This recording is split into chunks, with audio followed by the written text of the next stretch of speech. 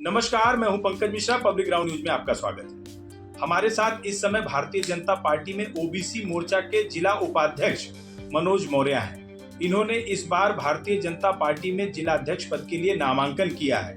आइए हम इनसे बात करते हैं कि भारतीय जनता पार्टी में भारतीय जनता पार्टी ने अभी तक 28 जिलों की सूची नहीं जारी की है, उसी पद के लिए इन्होंने नामांकन किया हुआ है। तो इनके क्या विचार हैं और ये क्या सोच रहे हैं सूची को लेकर के, इनसे बात करते हैं। मनोज जी, एक चीज ये बताइए कि आपको क्या लग रहा है, आपने जिलाध्यक्ष पद के लिए नामांकन किया है, आपको उम्मीद क्या लग रही है कि आपका चयन होगा या नहीं होगा, या सूची कब तक आएगी? ये तो भाई साहब पार्टी ही जानेगी।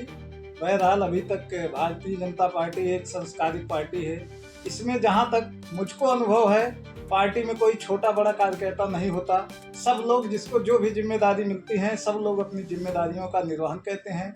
इसलिए यहाँ छोटे बड़े का कोई प्रश्न ही नहीं उठता। मैं भी पिछले 17 सालों से भारतीय जनता पार्टी की सेवा कर रहा हूँ।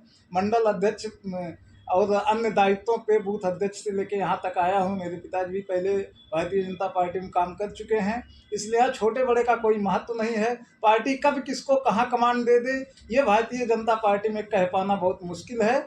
इसलिए मुझको ये उम्मीद है कि भारतीय जनता पार्टी को जैसा भी दिशा निर्देश होगा, उसी के अनुसार हम लोग काम करने के लिए पूरी पार्टी तैयार है, खड़ी है। ठीक है, सब लोग अपना अपना प्रयास कर रहे हैं। महत्वाकांक्षी होना अच्छी बात है। उसी उद्देश्य से हम भी महत्वाकांक्षी होने के ही उद्देश्य से नामांकन किए हैं। आगे देखिए, जैसा पार्टी का दिशा निर्देश होगा, सारे लोग उसी के साथ चलने के लिए बाध्य हैं। मनोज जी, 17 साल की राजनीति आपकी भारतीय जनता पार्टी की हो गई जिले में। आप ये कह रहे हैं कि आपने एक लंबा समय अरसा गुजार दिया भारतीय जनता पार्टी। मनोज मौर्य 17 साल पहले और आज अपने आप को कहाँ पाते हैं भारतीय जनता पार्टी में? भाई साहब, मैं 17 साल और आज में बहुत ज़्यादा अपने आप को गौरवान्वित महसूस कर रहा हूँ कि जहाँ मुझको हो सकता है 1-2 किलोमीटर के लोग जानते रहे हों, लेकिन आज मुझको पूरा जिले के अगल बगल के ज़िले, यहाँ से लखनऊ तक सारे लोगों से मेरी जान पहचान है। मुझको बहुत बड़ी खुशी यही है कि तमाम लोग पैसा कौड़ी बहुत कमाए होंगे, उनके पास बहुत ज़्यादा धनाढ्य भी होंगे, लेकिन जितना मेरा महत्व है, जितना इधर उधर करके लोग मुझको जानते हैं, मेरा जितना क्षेत्र है, शायद पैसे वाले उस क्षेत्र में या वो मुकाम हासिल नहीं कर सकते। आज जो भारतीय जनता पार्टी की वजह से इतने लोगों के बीच में मैं रह रहा हूँ। मनोज जी, आपकी 17 साल की उपलब्धियां क्या, आपने क्या क्या ऐसे काम किए हैं जिसको आप आज जनता के सामने एज ए जिलाध्यक्ष के उम्मीदवार के रूप में बता सकते हैं कि मैंने ये 17 साल में अपने क्षेत्र में काम किया? कोई ऐसे उपलब्धि वाले काम है क्या? आज भाई साहब, जहाँ से मेरी राजनीतिक करियर शुरू हुई, सबसे पहले मैं बूथ अध्यक्ष बना। अपने आसपास के क्षेत्रों में सबसे ज़्यादा वोटों से मैंने अपना बूथ जीता। इसके बाद मुझको सेक्टर संयोजक बनाया गया। सबसे ज़्यादा मैं अपने सेक्टर संयोजक रहते हुए पद पे सबसे ज़्यादा कार्यकर्ताओं को मैंने वहाँ नियुक्त किया, बनाया, एक प्रकार से उनको ढाला भारतीय जनता पार्टी के लिए। फिर जब मैं मंडल अध्यक्ष बना, उस समय तो मैं कार्यकर्ताओं का अंबार जैसे लगा दिया। पूरे जिले में सबसे आगे मेरा जिला था, सैदापुर मंडल था सबसे आगे, और मैंने केवल अपने एक मंडल में कम से कम 600 से 700 कार्यकर्ताओं का निर्माण किया, जो कि भारतीय जनता पार्टी के लिए बहुत बड़ी एक उपलब्धि है। अच्छा मनोज जी, एक सवाल ये आता है, 17 साल की राजनीति में आपका पसंदीदा जिलाध्यक्ष कौन रहा? अब जिलाध्यक्ष तो सभी अच्छे थे भाई साहब। ऐसा है, किसी के बारे में ये नहीं है कि नहीं उन्होंने कम काम किया, उन्होंने ज़्यादा किया। सारे जिलाध्यक्ष जितने लोग थे, सब लोग अच्छे ही थे। अच्छा, होता क्या है कि कभी कभी आपका कोई करीबी होता है, किसी के कार्यकाल में आप बेहतर तरीके से काम करते हैं, किसी के कार्यकाल में आप बहुत असहज होकर के काम करते हैं। ये लगभग हर पार्टी में होता है। आपको 17 वर्षों में किस जिलाध्यक्ष के कार्यकाल में असहजता महसूस हुई, या किसके कार्यकाल में आप खुल करके जो है अपने काम को किए, या आपने खुल करके उस पद का उपयोग किया? हमने 3-4 जिलाध्यक्षों के नेतृत्व में काम किया भाई साहब। सभी लोग अच्छे थे। ठीक है, किसी जिलाध्यक्ष के अंदर कुछ गुण होता है, किसी जिलाध्यक्ष के अंदर कुछ गुण होता है। बाकी जितने जिलाध्यक्ष थे, सारे लोगों ने जिले को अपने अपने तरीके से अच्छा ही करके चलाया, जिसका रिस्पांस रहा कि आज भारतीय जनता पार्टी एक सीट जीत के यहाँ तक पहुँची है। लेकिन सबसे बड़ा सवाल ये है मनोज भाई कि आप एक चीज़ ये बताइए कि आखिर 5 सीटें हैं और आपने बहुत काम किया, आपके जिलाध्यक्षों ने काम किया, संगठन ने काम किया, सब कुछ किया, इसके बाद भी आप लोग 5 सीट हार गए।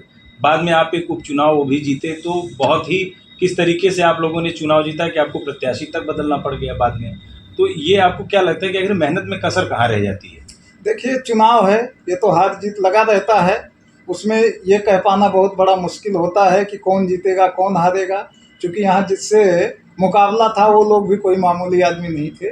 वो लोग भी ठीक ठाक अपने सरकार में या सपा के या बसपा के अच्छे खासे कैंडिडेट से, इसलिए जो है सारे लोगों ने उसमें लग के चुनाव लगाया। ठीक है, कहीं एक आध बार हम लोग रह गए, बाकी आने वाले भविष्य में ये पाँचों सीट हमारी है। 2027 में पाँचों सीट हम लोग जीतेंगे, ये पक्का है। अच्छा, ये बताइए कि आप कह रहे हैं कि 5 सीट हम जीतेंगे 27 में, लेकिन एक सबसे बड़ा सवाल ये है कि ना आपके पास इस समय सांसदीय आपके पास है, ना आपके पास और कोई बड़े जो भी पद रहे वो भी आप लोग नहीं जीत पाए। क्या पार्टी की गुटबंदी का ये नतीजा है या प्रत्याशी के चयन में गलती होना?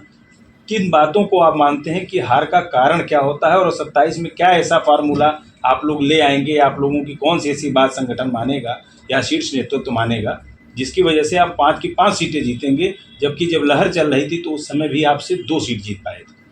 देखिए, वो समय होता है, एक सबका एक समय होता है। जैसे कोई व्यक्ति चाहे किसी भी पार्टी का हो, जब कुछ समय तक कंटिन्यू रह जाता है तो उसकी थोड़ी लोकप्रियता घट जाती है। और 2027 को जीतने के लिए ही हमारे शीर्ष नेतृत्व ने वहाँ से राष्ट्रीय अध्यक्ष से लेके बूथ अध्यक्ष तक फिर से नई कमेटी जारी की है।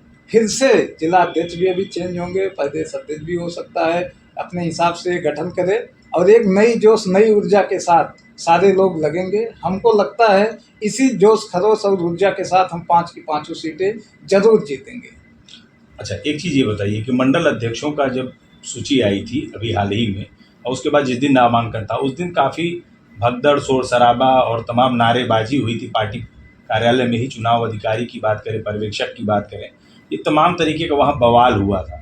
आपने देखा भी होगा, शायद सुना भी होगा जब आप नामांकन करने गए थे। तो आपको क्या लगता है कि ये जो है बहुत इन आधार पे ही आप जो है 5 सीट जीतेंगे और भावनात्मक और आप विश्वास के साथ ही जीतेंगे कि आपको उसके लिए अपने संगठन को पहले जोड़ना होगा?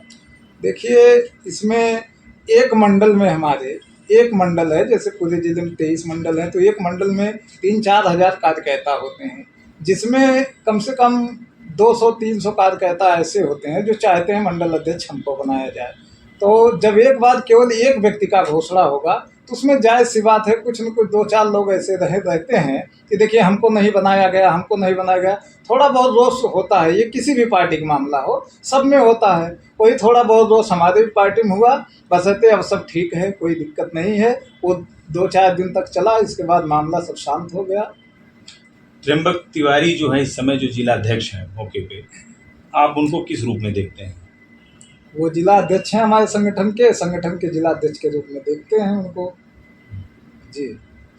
अच्छा, एक चीज़ ये बताइए कि आप उनको संगठन के जिलाध्यक्ष के रूप में बता रहे हैं, लेकिन उनसे नाराज़गी भी लोगों की बहुत है, काफ़ी विरोधाभास भी चल रहा है। तो इसको आप क्या मानते हैं कि ये सही है या जिलाध्यक्ष के अंदर कोई इस तरह की कमियां रही हैं कि जिसको लेकर के इस तरीके के विरोधों का सामना उनको करना पड़ा? नहीं, कोई ऐसा विरोध नहीं है, बशर्ते मामला ये है कि जैसे हमको जो लगता है समय थोड़ा कार्यालय को कम दे पाते हैं।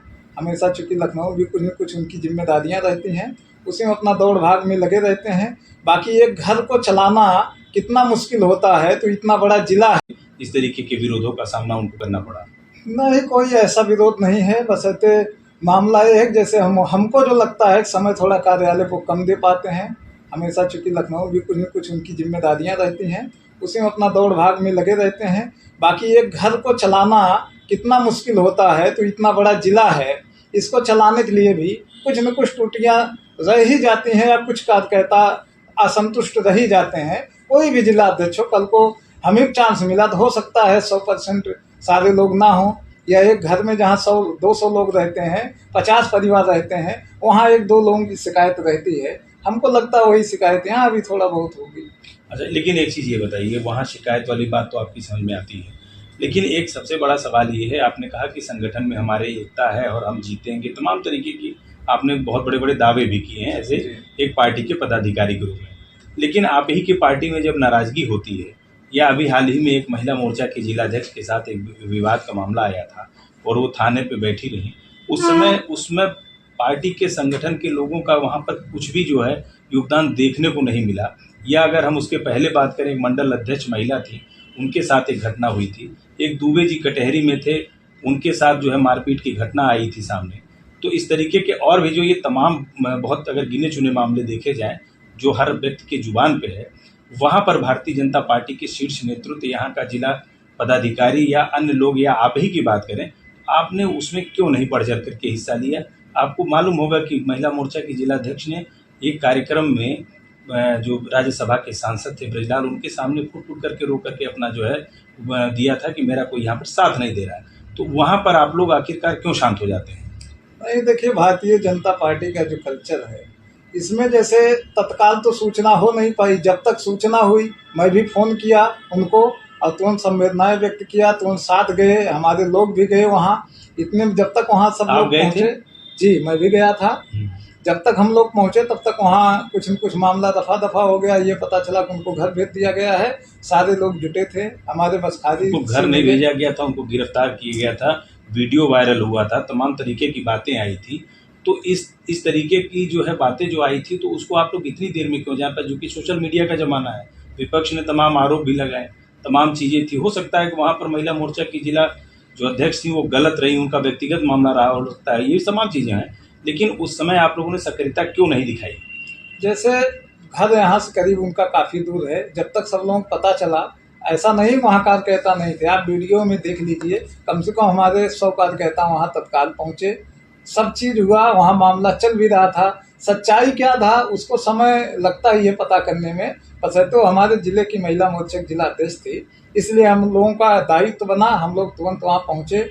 जो था संभव प्रयास हुआ, बात भी हुआ, और एसओ साहब भी कहे नहीं ठीक है, ऐसा कुछ नहीं होगा, जैसे अगला गलत है उसके खिलाफ कार्रवाई होगा। बाद में देखिए उसके खिलाफ कार्रवाई भी हुआ, उसको जेल भी भेजे। मैं तो अपने जिला अध्यक्ष के पूरा जान लीजिए उनके साथ ही रह के यहाँ से लखनऊ तक भी सहयोग करने में कोई कसर नहीं छोड़ा, और अंततः उनको शायद न्याय भी मिला, क्योंकि सारे उसमें 1-2 लोग जेल भी गए। ऐसा नहीं है, क्योंकि भारतीय जनता पार्टी में ऐसा नहीं है कि आज ही अभी आप तुरंत करिए तुरंत रिजल्ट लीजिए। ठीक है, थोड़ा सा आगे पीछे हुआ, लेट हुआ, लेकिन उनको न्याय मिला आखिरी में। ऐसा नहीं है, सारे कार्यकर्ता उनके साथ भी हैं जी। अच्छा मनोज जी, की एक तो ये सारे सवाल तो आपने जी उसके जवाब भी दिए आपने, लेकिन एक आखिरी सवाल ये उठता है कि अगर आप